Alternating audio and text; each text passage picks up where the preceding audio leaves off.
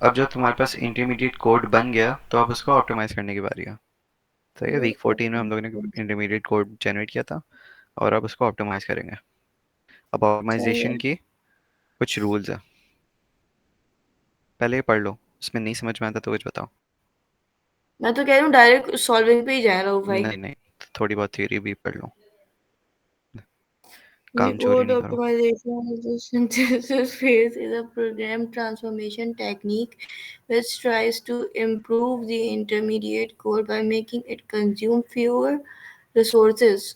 Mm.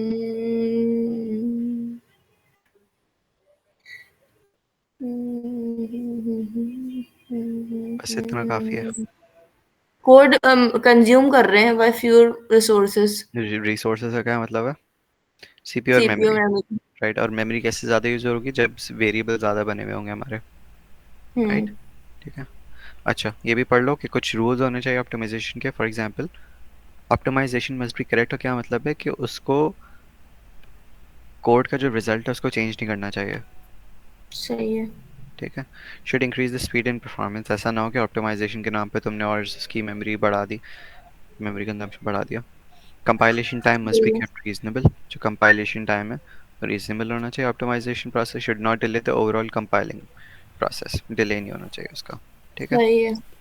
हम लोग ने पहले पढ़ा था कि मशीन इंडिपेंडेंट ऑप्टिमाइजेशन है और machine machine dependent. Dependent optimisation है। ठीक है, मशीन इंडिपेंडेंट का क्या मतलब होगा कि हम लोग इंटरमीडिएट कोड को ऑप्टिमाइज कर रहे होंगे, और मशीन डिपेंडेंट का क्या मतलब होगा कि हम लोग मशीन लैंग्वेज यानी जो टारगेट कोड है, लोअर लेवल कोड, उसका ऑप्टिमाइज कर रहे होंगे।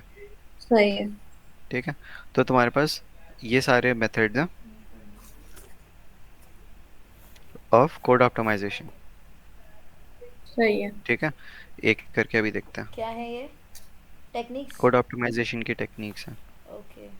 ये मुश्किल है रहो भाई। नहीं, ये छोड़ दो, इसमें फजूल चीज़ है। ये वेरिएबल प्रोपगेशन सबसे पहले बताया हुआ है, राइट, वेरिएबल प्रोपोजिशन। इसमें हो क्या रहा है कि देख लो, सबसे पहले क्या हुआ है, before optimisation, after after optimisation देखेंगे। ये हमें लिखना होगा या ये क्वेश्चन लिखा हुआ आएगा? नॉट श्योर, हो सकता है ये बिफोर ऑप्टिमाइजेशन पहले से ही हो और तुम्हें इसको आफ्टर ऑप्टिमाइजेशन करना हो। हम क्या कर रहे हैं सबसे पहले वेरिएबल प्रोपगेशन। प्रोपिगेट का क्या मतलब होता है? पता नहीं। प्रोपिगेट का मतलब होता है कि हम लोग आगे पास कर रहे हैं। सही, मैं पेंट में दिखाने वाला था लेकिन छोड़ो। अच्छा, अब तो इसमें वेरिएबल प्रोपिगेट का क्या मतलब है कि हम लोग वेरिएबल ही आगे पास कर रहे होंगे। कैसे कैसे कैसे कर रहे होंगे? सबसे पहले तुम्हारे पास बिफोर ऑप्टिमाइजेशन देख लो, क्या हुआ, c equals to a multiply by b, जो ए की हम्म। वैल्यू है वो एक्स में सेव हो रही है। और फिर तुम्हारे पास क्या हो रहा है कि d equals to x multiply by b plus 4। अब इसमें एक्स देखने वाली बात ये है मल्टीप्लाई कि प्लस एक्स की 4। वैल्यू क्या है। ए। तो डायरेक्ट ए क्यों नहीं यूज़ किया हम लोगों ने यहाँ पे? इन लोगों पता नहीं। यही है वेरिएबल प्रोपगेशन, कि जब कोई वेरिएबल इनिशियलाइज हुआ हुआ है और उसकी वैल्यू चेंज नहीं हुई तो फिर वही हम्म। लिखो। यहाँ पे देखो क्या हुआ हुआ है। यार अस्तगफुरुल्लाह। चाहे लो। सही। सही है। फिर है सही है। तुम्हारे पास कांस्टेंट प्रोपगेशन। कांस्टेंट प्रोपगेशन में क्या होगा, पहले वेरिएबल प्रोपगेशन थी तो वेरिएबल आगे यूज हो रहे थे, अब क्या है यहाँ पे, कांस्टेंट प्रोपगेशन।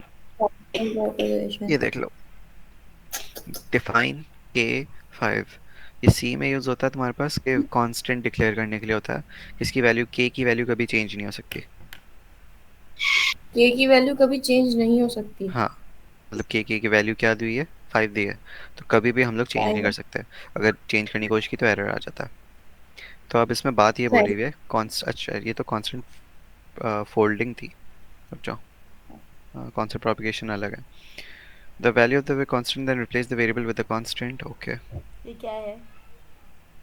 कांस्टेंट प्रोपगेशन एक और टेक्निक है ना, पहले वेरिएबल अच्छा सही, प्रोपगेशन हाँ। थी, अब कांस्टेंट प्रोपगेशन है। नेक्स्ट वाली कांस्टेंट फोल्डिंग थी। हाँ, गलती से आगे मुझे ये चले गए थे। समझ नहीं आया कि पिछली बार में आपने क्या समझाया। ये नहीं ये नहीं आगे वो आऊँगा मैं, कांस्टेंट। आगे आऊँगा, सब्र करो। अभी मैं पीछे पहले जा रहा हूँ, लाइन बाय लाइन जा रहा हूँ। तो अब तुम्हारे पास है कांस्टेंट प्रोपगेशन, वो कम्प्लीटली अलग था इसलिए मैंने स्किप किया है, वो अभी आऊँगा। तो कांस्टेंट प्रोपगेशन में क्या हो रहा है, तुम्हारे पास के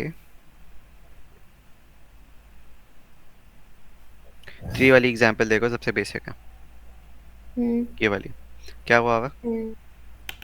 k equals to 2 if k go to L3 it evaluates as go to L3 पता नहीं भाई। इफ के का क्या मतलब है कि अगर तो बेसिकली ये मतलब होता है कि के ट्रू है या फॉल्स है, राइट? अगर ट्रू है तो वो क्या करेगा? Go to L3। हम्म। हम्म और अगर फॉल्स है तो कोई समथिंग कुछ और वो होगा। पॉइंट इज सही कि है। तुम्हारे पास के ट्रू कब होगा? जब तुम्हारे पास के की वैल्यू जीरो से अबव है ना, जीरो के अलावा कुछ भी है तो बेसिकली ट्रू होता है। और जीरो होता है तो क्या होता है? फॉल्स हो जाता है। सही तो है। अभी तो ट्रू है। अभी ट्रू है। तो और हमने ये कांस्टेंट है, right? K equals to hmm two, direct two लिखा हुआ है हम लोगों ने। तो जब हमें हम्म पता है कि के की वैल्यू हमेशा टू होगी, तो फिर हम लोग ये डायरेक्ट क्यों नहीं कर देते गो टू L3? समझ देखिए में आई? वैल्यू। अच्छा, हमें ऊपर पता है ना k की वैल्यू इसलिए हमने लिख दिया। पहले हम्म। मतलब कंडीशन क्यों लगाई इफ वाली? डायरेक्ट बोल ये देते। पहले लगी हुई थी। मैं यही बोल रही हूँ ना ये कि पहले लगी। ये एक्स्ट्रा है ना। हम्म। ये एक्स्ट्रा, यस, इफ के गो टू L3। ये तो ये एक्स्ट्रा इफ है। के को हटा दिया तुमने, और ये भी हटा दिया, डायरेक्ट गो टू L3 किया हुआ है। सही है। हम्म सही है। सही है। फिर कांस्टेंट फोल्डिंग है, ज़्यादा सिंपल है। तुम्हें पता है कि डिफाइन के फाइव, यानी के की वैल्यू क्या हुई है? फाइव। और ये कांस्टेंट है कम्प्लीटली। फिर यहाँ पे दो लाइंस लिखी हैं, x equals to two multiply by k, और y equals to k plus five. Two, hmm अगर के की वैल्यू कांस्टेंट है तो एक्स की वैल्यू हमेशा क्या होगी? टू मल्टीप्लाई बाय फाइव क्या होगा? 10 तो यहाँ पे डायरेक्ट कंपाइलर ने क्या किया इनसे कि k अगर कोई प्लस ऐसा 5 कोड लिखा डिफाइन हो होगा जाएगा। तो automatically x equals to ten, और वाई इक्वल्स सही टू है। टेन भी। सही है। कॉन्स्टेंट फोल्डिंग में ये होता है। तुम्हें नाम याद रखने की ज़रूरत नहीं है मेरे ख्याल से, तो तुम्हें डायरेक्ट कोड ही वो आएगा देखने के लिए। अच्छा, फिर है तुम्हारे पास कॉपी प्रोपगेशन। इसमें क्या हो रहा है? Copy propagation. If after a is assigned to x, use a to replace x till a is assigned to another variable और वैल्यू और एक्सप्रेशन, वही वेरिएबल प्रोपगेशन वाली चीज़ है। हमारे पास यहाँ पे a यूज हुआ हुआ, राइट? और x इक्वल्स टू a हुआ हुआ है। अब जब ये लाइन एग्जीक्यूट हुई है तो क्या a की वैल्यू चेंज हो गई? नहीं। नहीं। तो मतलब तो एक्स फिर इक्वल्स टू ए हम लोग वैसी यहाँ पे जगह a पे यूज कर नहीं। सकते हैं। हम्म। हम्म। सही है। सही। लेकिन अगर a की वैल्यू चेंज हो जाती तो हम लोग यहाँ पे a नहीं लिख सकते थे, राइट? फिर हम लोग x x लिखना पड़ता हम लोग को। सही। नेक्स्ट तुम्हारे पास है common sub expression elimination. In the following, A and B is a common sub-expression. ठीक है। इसमें क्या हो रहा है? बिफोर सही। Optimisation a multiply by b, x equals to a, और x इसमें ये आ जाएगा, इसमें हो क्या रहा है मुझे तो समझ सेम ही नहीं आ रहा। सेम चीज़ हो रही है उसमें से। बेसिकली सेम चीज़ हो रही है कि तुम्हारे पास यहाँ पे c क्या था? a A A multiply multiply by multiply. b, right? और x बस इक्वल्स टू उसकी a। जगह उसको लिख रहे हैं आफ्टर ऑप्टिमाइजेशन में तो। हाँ, मेरे ख्याल से तो यहाँ पे पता है क्या होना चाहिए था? क्या होना यहाँ पे चाहिए होना था? चाहिए था सी। c, c प्लस है फोर। ना। मुझे एक लग रहा मिनट है रुक ये भी जाए। गलत हुआ हुआ है। हो सकता है सी गलत हुआ मल्टीप्लाई हो। By a multiply by b. हाँ ये C+4 होगा वैसे तो। क्योंकि कॉमन सब एक्सप्रेशन का मतलब ये है कि जो कॉमन है, यहाँ पे भी ये और ये कॉमन है, राइट? तो तुमने फिर उसको एलिमिनेट करके एक ही लिख दिया, मतलब यानी सी लिख दिया यहाँ पे। ठीक है। सही। Dead code elimination, dead code कौन सा होता है जो कि कभी एग्जीक्यूट ही नहीं होंगे? फॉर जो कि एग्जांपल, कभी एग्जीक्यूट ही नहीं होंगे। हाँ, ये देखो, i equals to zero, if i equals to one, a equals to x plus five. ये कभी एग्जीक्यूट होगा? I equals to 1 A equals to x plus 5। x की तो वैल्यू ही नहीं है। वो छोड़ दो, हो सकता है पीछे गिवन हो। पॉइंट इज कि ये कभी एग्जीक्यूट हो ही नहीं सकता क्योंकि वैल्यू तो जीरो है। हाँ हाँ। तो डेड कोड कौन सा हुआ? ये, क्योंकि ये कभी एग्जीक्यूट ये नहीं होगा। उसकी कंडीशन है ना, वो पहले ही फॉल्स हो जाएगी। तो वो कभी एग्जीक्यूट नहीं होगा, तो इसलिए तुमने वो हटा ही दिया, एलिमिनेट कर दिया उस डेड कोड को। सही। फिर आखिरी प्रोबेबली फंक्शन इनलाइनिंग है। फंक्शन इनलाइनिंग में क्या हो रहा है? यहाँ पे तुमने दो फंक्शंस बनाए हुए हैं। एक ऊपर वो मल्टीप्लाई का कौन बनाया हुआ कौन सी पढ़ी है हमने, क्या पढ़ा है पहले तो हम लोगों ने है, वो वो मैं अभी दिखा दूंगा, वेरिएबल सब पढ़ के मैं दिखा प्रोपगेशन दूंगा यहाँ पढ़ा पे। था। ये सब कुछ है, सब पढ़ के मैं दिखा दूंगा। पहले सब कवर कर लो फिर लिख लेना। सही है। सही है। सही है। फंक्शन इनलाइनिंग क्या है तुम्हारे पास कि तुम्हारे पास यहाँ पर दो फंक्शंस है, मल्टीप्लाई का और फंक्शन का, हम्म। राइट। तो तुमने यहाँ पे हम्म। आफ्टर फंक्शन इनलाइनिंग क्या किया हुआ है कि ये जो फंक्शन में इटसेल्फ एक और फंक्शन कॉल हो रहा था, क्या फंक्शन कॉल हो रहा था? मल्टीप्लाई मल्टीप्लाई का का। ऊपर वाला। तो बेसिकली तुमने मल्टीप्लाई की जितनी भी लाइंस है ना वो यहीं पे कॉपी कर दी, एक फंक्शन मिनट। कॉल को मिटा दिया तुमने, सही है। फंक्शन इंटीजर, इसमें तो उन्होंने मल्टीप्लाई के अंदर जो आर्ग्यूमेंट्स है वो लिख दिए। हाँ, एक्स एंड वाई ना, तुम ये कह रहे हो ए मल्टीप्लाई में बी होना चाहिए था। नहीं, जैसे फंक्शन के आर्ग्यूमेंट्स में क्या है, सेकंड वाले में integer x integer y. Hmm. नहीं नहीं, सेम ही है सेम ही है। फिर return x multiply by y कहाँ से आया? क्योंकि यहाँ पे रिटर्न क्या हो रहा, multiply multiply x x. Y. और मल्टीप्लाई का फंक्शन क्या है कि वो ए मल्टीप्लाई पे बी कर रहा है, यानी कि वो जो भी दो आर्ग्यूमेंट्स दे रहा है उनको मल्टीप्लाई कर रहा है। अच्छा अच्छा अच्छा, तो हमने उसके आर्ग्यूमेंट के वेरिएबल लेकर काम वाला करवा रहे हैं, सही है। हम्म, सही है। अच्छा, function cloning here specialized code from function are created for different function overloading, same चीज़ हुई हुई है आई गेस, सेम चीज़ हुई हुई है। अच्छा, फंक्शन क्लोनिंग के बाद स्ट्रेंथ रिडक्शन। स्ट्रेंथ रिडक्शन क्या है तुम्हारे पास कि for example before code optimization क्या है? A multiply by before code a b multiply by two. Equals to a multiply by two. बाद में क्या हो गया? B multiply a plus c. A सही। मल्टीप्लाई बाय टू इक्विवेलेंट होता है इसके। ए प्लस सी के। चेक कर लो, अगर ए 5 है, 5 मल्टीप्लाई बाय टू क्या होता? ए फाइव है, फाइव मल्टीप्लाई बाय टू 10। और ए 5 प्लस 5 क्या होगा? 10। राइट। तो अब हम लोग ये कर क्यों रहे हैं? वो इसलिए कर रहे हैं because plus operation is lighter. Plus operation जो है वो सीपीयू ज़्यादा जल्दी से कैलकुलेट करता है रेदर देन मल्टीप्लाई, राइट। तो instead of A multiply by to, कोई भी चीज़ को मल्टीप्लाई बाय टू करें और फिर कोई भी चीज़ को अपने आप से प्लस करें, सेम रिजल्ट आएगा, क्योंकि multiply is the same thing as अपने आप से प्लस कर रहे हैं बेसिकली कितनी दफ़ा। अच्छा। समझ में आई? सही। फिर तुम्हारे पास टारगेट को लूप ऑप्टिमाइजेशन टेक्निक को छोड़ दो क्योंकि वो आगे डिफाइन नहीं है। लूप इनवेरिएंट, वो थ्योरी ऑफ प्रोग्रामिंग वाली चीज़। छोड़ दो ये, छोड़ दो। मत बोले मत, वो इस तरह किया था उसको कुछ नहीं आया। Target code generation. फैक्टोरियल वाला सुबह सुबह देख कर आई थी मैं। आया तो था, किया नहीं तुमने?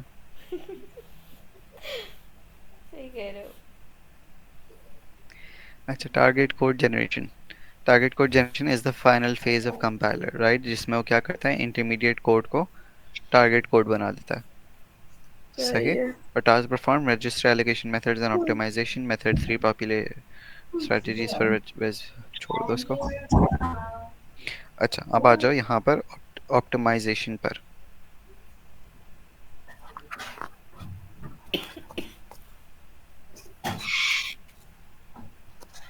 रजिस्टर एलोकेशन क्या है? Is the process of assigning program variables to registers. सही है। सही है सही। हाँ। ओके।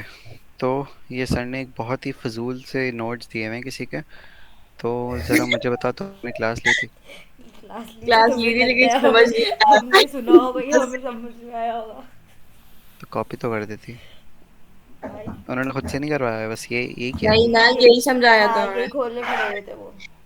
तो किसी ने बनाए होंगे ये, क्योंकि किसी ने मुझे भी नहीं बनाया क्योंकि लास्ट क्लास थी कुछ भी अपनी। समझ नहीं आ रहा था। मुझे रफ बस में इतनी ऊपर जाना पड़ेगा किसी के नोट्स निकालने के लिए बस। है नोट्स है, नोट्स है। रुको, तो मैं क्या मांग रहा हूँ आपसे? रुक जाओ। यार यार ओफा, जब तक ऊपर की सीक्वेंस बता दें क्या क्या किया है, समझ ही नहीं आ रहा मुझे। इतनी ज़्यादा ऐसे चीज़ें याद करने की ज़रूरत नहीं है, वो बेसिकली टेक्निक्स थी, आई डोंट सजेस्ट कि ये याद करो। ठीक है, ये ये किया था हम लोगों मुझे ने। नहीं लग रही कि फालतू चीजें आएंगी। तुम दो तीन याद कर लो, अगर वो पूछेंगे different ways of code optimisation techniques के बारे में डिस्क्राइब करो, तो ये दो तीन मेंशन कर लेना। वेरिएबल प्रोपेगेशन में वही था ना, बिफोर ऑप्टिमाइजेशन और आफ्टर सब में ऑप्टिमाइजेशन। यही था ऋषा। यार सब में अस्तगफुरुल्लाह, ये था क्या? वेरिएबल प्रोपिगेट कर रहे थे, यानी कि एक वेरिएबल को आगे पास कर रहे थे, जैसे कि ये यहाँ पे ए यूज हुआ हुआ है, राइट, और यहाँ पे क्या हुआ हुआ है, एक्स माइनस एक्स। मल्टीप्लाई भी हुआ हुआ था, तो फिर हमने यहाँ पे यस, ए कर दिया। सही है।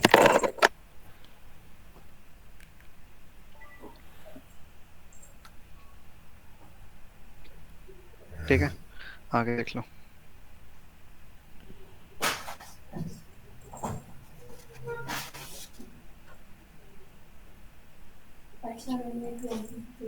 ये लो, आई थिंक यही है।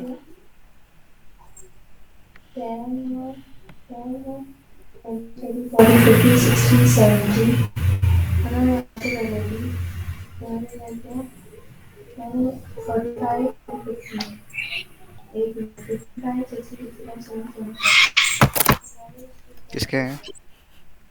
टॉपर के। कौन टॉपर हो, झाला? नहीं नहीं अरे, नहीं, अच्छा, अदीना अमना। के, अदीना के हैं। अच्छा, इतने टॉपर्स हैं। रऊ भाई के तो नहीं है? मुझे लगता है मैं उस नोट्स टॉपर बनाऊंगा। के नोट नहीं होते भाई, पूरी पूरी वीडियोस होती है।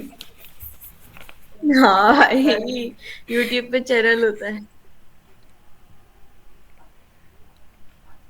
जितने लोगों ने टीओपी के एग्जाम के बाद, एग्जाम के एक से दिन पहले भी और बाद भी हाथ मिला रहा था, मतलब मैं जिनको जानता भी नहीं हूँ कभी, ये शक्ल भी नहीं देखी कभी, तभी वो हाथ मिला अरे रहा था। तुम बता रहे हो ना, तेरे प्रोग्राम, थैंक यू यार। अल्लाह रे भाई, सीएसबी वाले होंगे, दुआ ले रहे हैं तुमको नहीं जानते, हम लोग, लोग नहीं, जब दुआ पढ़ते सीएसबी ले थे। वाले नहीं थे वो, मैं रऊ सीएस भाई। नहीं तो पता नहीं कौन से डिपार्टमेंट और सेक्शन के थे। भाई, तो जब हम ही तो पढ़ रहे थे शायद टीओपी, और कौन पढ़ रहा था? मुझे नहीं पता, लेकिन 200 व्यूज हो गए एक वीडियो पे, मैंने ये देखा था। तो 200, मुझे बता लोग कहाँ से आए दो सेक्शन में। और भाई जितनी दफ़ा देखते हो उतनी दफ़ा काउंट होता है ना व्यू तो। से हम ही पॉइंट 50 किसी ने दफ़ा दो देख दो लेते बार हैं, देखे होंगे। पता नहीं कितनी दफ़ा हम खोल खोल के देख लेते हैं।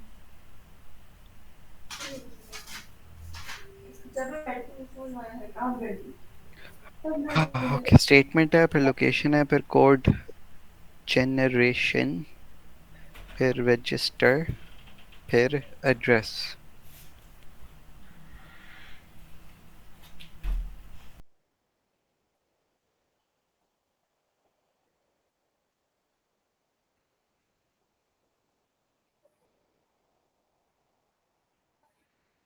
एक सेकंड, मुझे बस चेक करने दो।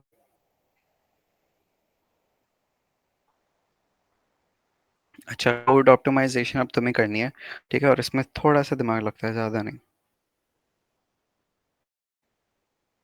ठीक है, अब आ जाओ यहीं पर। जूम इन नहीं हो रहा फॉर सम रीजन। तुम्हारे पास ये कोड गिवन होगा, सही है, और इसको ऑप्टिमाइज करना होगा। तो ये कोड कहाँ है? कोड है ना ऊपर, ये x equals to a plus b minus, फिर bracket bracket c plus d bracket close minus e ये एल डी। टॉपिक का नाम क्या है? ये है तुम्हारे पास मशीन कोड ऑप्टिमाइजेशन, ये कोड ऑप्टिमाइजेशन है बेसिकली। तो अब शुरू किया ये हमने ऑप्टिमाइजेशन। पहले तो सिर्फ टेक्निक्स थी ना, अब उसको इम्प्लीमेंट कर रहे हैं। सही सही है, है। खासतौर पे मशीन कोड ऑप्टिमाइजेशन है, बिकॉज हम लोग रजिस्टर्ड लेवल पर ऑप्टिमाइजेशन कर रहे हैं, यानी कि ये इजी मशीन है, कोड मुश्किल है? ऑप्टिमाइजेशन। नहीं नहीं, मुश्किल नहीं है, बस थोड़ा सा दिमाग लगता है। सबसे पहले इंटरमीडिएट कोड जनरेशन, सही है। तो इंटरमीडिएट कोड जनरेशन कैसे करते थे, वो T1 T2 T3, राइट, याद हम्म। आया? तो सबसे पहले वैल्यू क्या होगा, पहले बता दो। एक तो आप ये पूछते हैं क्या, मैं एक पूछूं? मिनट रुकिए। सबसे पहले इवेल्युएट इन अ सेंस, ये a प्लस बी होगा ब्रैकेट में। सही है, ठीक है, कर दो। तो T1 equals to a plus b, सही। सेकंड क्या वैल्यूड होगा? C plus d. T2 equals to c plus d हो गया। फिर हम्म। क्या वैल्यूड होगा, ये भी ब्रैकेट के अंदर है, तो फिर ये पूरा T1 प्लस टी नहीं, दोबारा बताओ, दोबारा दोबारा, मैंने नहीं सुना। टू अच्छा हाँ, ये भी अलग ब्रैकेट में है, सी प्लस डी और माइनस सी। ये T2 माइनस ई कर देंगे, हाँ सही है। तो दोबारा मैं ये बता रहा हूँ कि तुम्हारे पास ये कोड गिवन होगा और समझ तुम्हें गया कोड मुझे। ऑप्टिमाइजेशन करनी होंगी। सही कोड है। ए में होकर अब ऑप्टिमाइजेशन करनी होगी। कैसा कोड ये x is equal to a plus b इस हाँ तरीके से। सही। अच्छा अब सबसे पहला स्टेप क्या है, इंटरमीडिएट कोड बनाना। अब इंटरमीडिएट कोड कैसे बन रहा है, वही ऑर्डर ऑफ एवेल्यूएशन देखना है। ओके। फॉर एग्जांपल सबसे पहले T1 T2 ये बताना। हम्म। तो T1 में आ गया, T2 में आ गया, T3 में आ गया, और फिर T4 में, सॉरी T4 तो ज़रूरत थी, तुम डायरेक्ट ये भी कर रही हो, चलो ये भी ठीक है। तो फिर हमारे पास x क्या आ गया, x3 इक्वल्स टू, या x equals to T1 minus T3। T1 minus T3। सही है, क्लियर। हाँ। ओके, अब आ जाओ, तुम्हारे पास इमीडिएट कोड हो गया, तो अब तुम्हें बताने का रजिस्टर में जाएंगे कैसे, और कौन सा टी कौन से रजिस्टर में जाएगा, ये लिख लो। मकसद ये है कि to use as few registers as possible. Okay.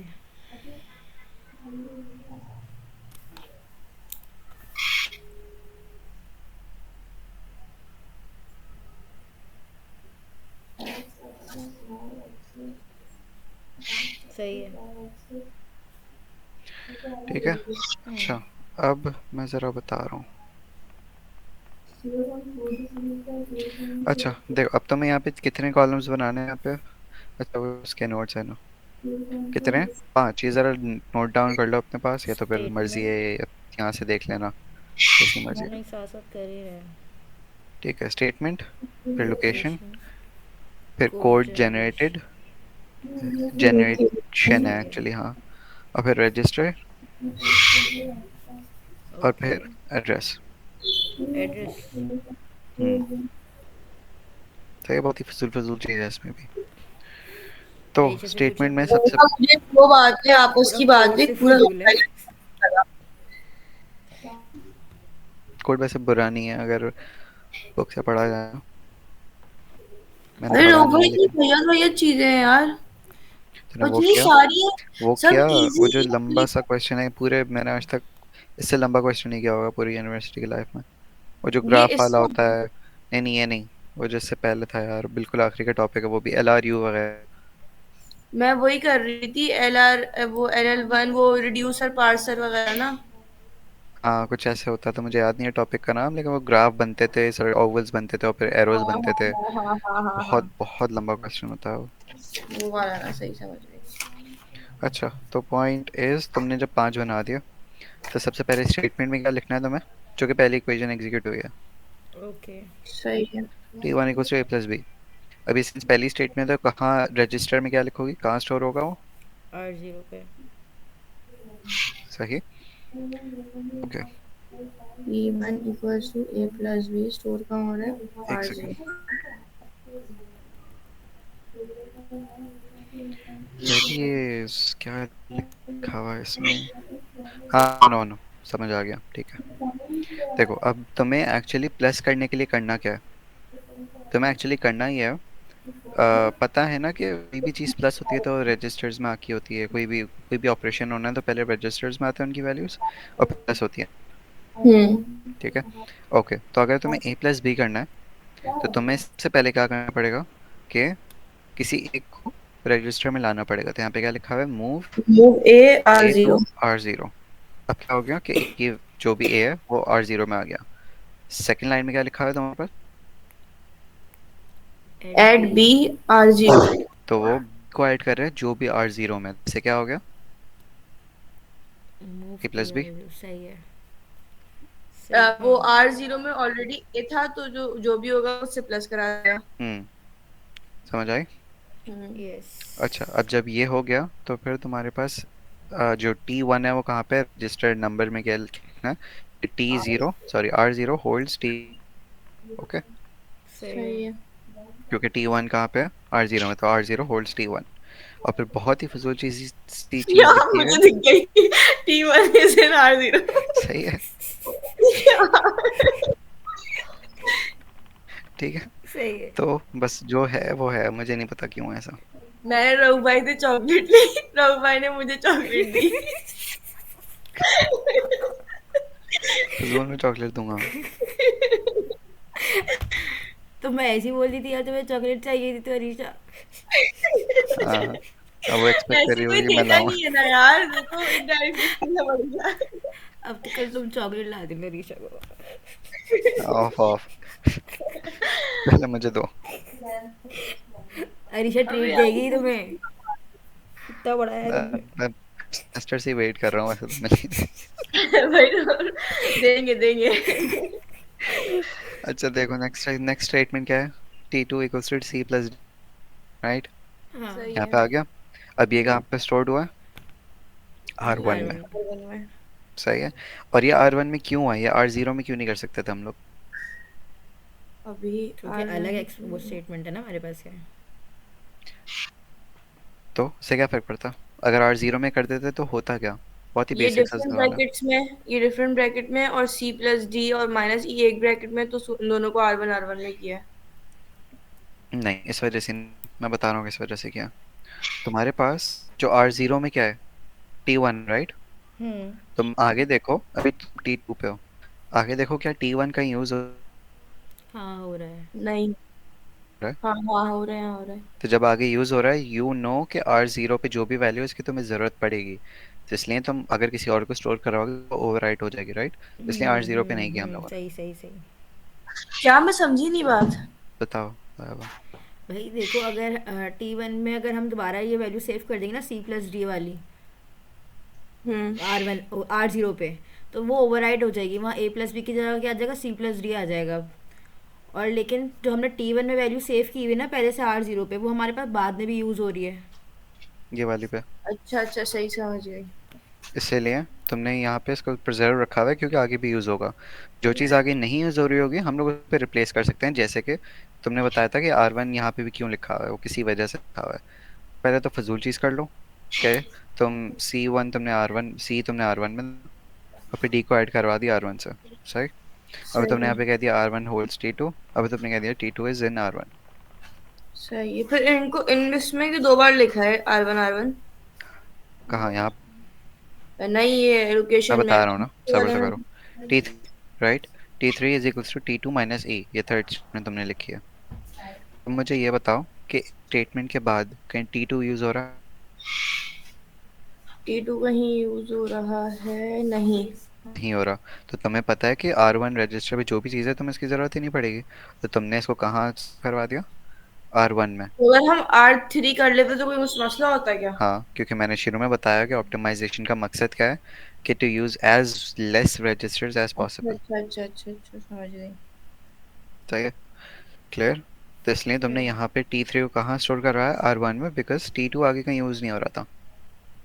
तो यहाँ पर सही। अब तुमने यहाँ पे क्या किया हुआ है? यहाँ पे एक ही स्टेटमेंट है। क्या? ये तुमने sir, subtract E E R R one one, कुछ सही है। मूव करने की जरूरत ही नहीं पड़ेगी because this was already in वो रजिस्टर वन। ऑलरेडी वो रजिस्टर था। क्लियर? अब तुमने फजूल चीज लिखी R one holds R three, T hmm. R one. फिर फाइनल चीज तुमने क्या किया हुआ है? T one minus T three. अब तुम्हें पता है कि इसके बाद कुछ भी हो जाए किसी चीज़ की ज़रूरत ही नहीं पड़ेगी, तो तुम एक्चुअली आर जीरो पे भी सेव करवा सकते हो और आर वन पे भी सेव करवा सकते हो। एक मिनट, रुके रुके, दोबारा याद बोले। सॉरी, स्टेटमेंट क्या है? X one minus T three, right? हाँ, T1 माइनस T3। तो अभी कौन कौन से यूज हुए हैं? R zero, R0 R one, R1। Right? R one पे क्या है? टी थ्री, लेटेस्ट वाला टी थ्री है। आर हाँ। जीरो पे क्या है? टी वन है। इस स्टेटमेंट के बाद कहीं यूज हो रहे हैं टी वन और टी थ्री। T1 और T3 इस स्टेटमेंट ऊपर यूज तो हो रहे, ऊपर अब कहाँ यूज होंगे, कुछ है ही नहीं। एग्जैक्टली। तो अब तुम्हें पता है आखिरी लाइन है, तो तुम आर जीरो पे भी स्टोर करवा सकते हो जहाँ पे टी वन है, और आर वन पे भी स्टोर करवा सकते हो जहाँ पे R1 टी में भी थ्री है। दोबारा करवा सकती हूँ। कहीं दोनों पे भी करवा दो, फर्क नहीं पड़ता। सही है। ठीक। अब यहाँ पे क्या लिखा हुआ है? तुमने यहाँ पे अम, फजूल चीज़ की भी अगेन। R1 R0, और फिर भी क्या है, तुमने आर जीरो को एक्स में। दोनों कर दिया है। हाँ, वो तुम उन्होंने आर वन को हटा के आर जीरो पे डाल दिया। I have no idea why, क्यों, लेकिन आई सजेस्ट नहीं करो, इतना काफ़ी है। बस यहाँ पे मैं सब आर R0 वन। लिख दूँ, ठीक है? कहाँ? जैसे ये R0 लिखा हुआ है, सब R0। नहीं, T3 क्या है? R1 और R0 T1 है। सही है, सब R1 R0 और मूव R0 X। सिर्फ आर ये जीरो को मूव किया है। यही कह रहा हूँ मैं, बहुत फिजूल चीज़ की हुई है, और R0 को मूव नहीं किया हुआ। तुमने X को मूव किया हुआ है R0 पे। मूव एक्स आर जीरो सही। ये लोग सब्ट्रैक्ट इसी में करवा रहे हैं और आर जीरो को मूव भी इसी में करवा रहे हैं। बेसिकली यहाँ पे हो क्या रहा है कि तुम ना यहाँ पे जब रिजल्ट कैलकुलेट होगा हम्म। तो फिर तुम्हारे पास तुम्हारे पास नहीं है, भी गलत हुआ हुआ है, मूव नहीं है, बस छोड़ दो। नहीं होगा ना, यहाँ क्योंकि तक वो काफ़ी है। ऑटोमेटिकली जीरो, हाँ, आर जीरो में सेव हो रहा है ऑटोमेटिकली वो। R0 पे ही होगा। यस। सही है। ठीक है। अब है फजूल चीज़, R0 होल्ड्स हम्म। X सही है। और X इज। सही सही तो सही। कोड ऑप्टिमाइजेशन में गए तो पर क्या है, to use as fewer registers as possible. सही है। ठीक है। हम लोग उसको दोबारा इसलिए ले रहे थे, आर वन को हमने दोबारा इसलिए लिया कि हमने देखा टी टू कहीं दोबारा यूज हो रहा है। ऊपर करें। टी टू जब हम टी थ्री पर आए तो हमने देखा कि अब टी टू कहीं दोबारा यूज हो रहा है, नहीं हो रहा, तो हमने आर वन कर दिया। सही है। और जब हम टी जीरो आर जीरो पर आए तो हमने देखा कि टी वन और टी थ्री कहीं दोबारा हो रहा है, नहीं कहीं नहीं हो रहा। हम आगे वाला देखेंगे ना, आगे कहीं यूज हो रहा है। यस। सही है। क्लियर। हम्म। ये तुम्हारा होता है, कोर्स खत्म होता है यहाँ पे। ऑन हो गया। बंद कर ठीक है, दो। बंद कर दो रिकॉर्डिंग।